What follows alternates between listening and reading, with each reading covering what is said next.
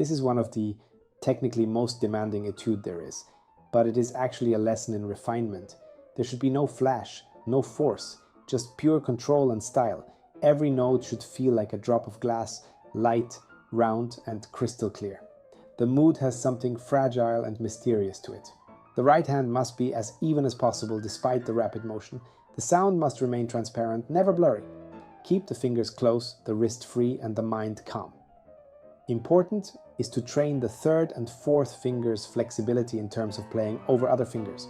The left hand should never overpower. It's there to give shape, pace, and phrasing, a whisper of harmony, not a statement.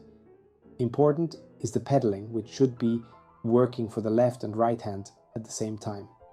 Be sure to first practice the right hand without pedal and pedal for the left hand in the first step.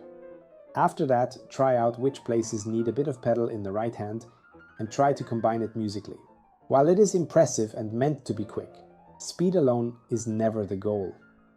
Flow and musicality are. If the music starts to feel frantic or rushed, you've pushed too far. Let it shimmer, not shatter. Above all, keep expressing the emotion you feel inside when you listen to the music yourself. This piece rewards elegance and clarity, not effort. The cleaner it is, the more magic it reveals. In order to make it clean, use rhythmic training to exaggerate the muscle tension in your fingers in order to play it with ease. This etude may not roar, but it doesn't need to. Its beauty is in the whisper, in the lightness, in the miracle of doing something extremely difficult. So gracefully, it feels easy. Thank you so much for watching. Stay tuned for more videos about music, piano, interpretation, emotion, and everything that makes music great and human.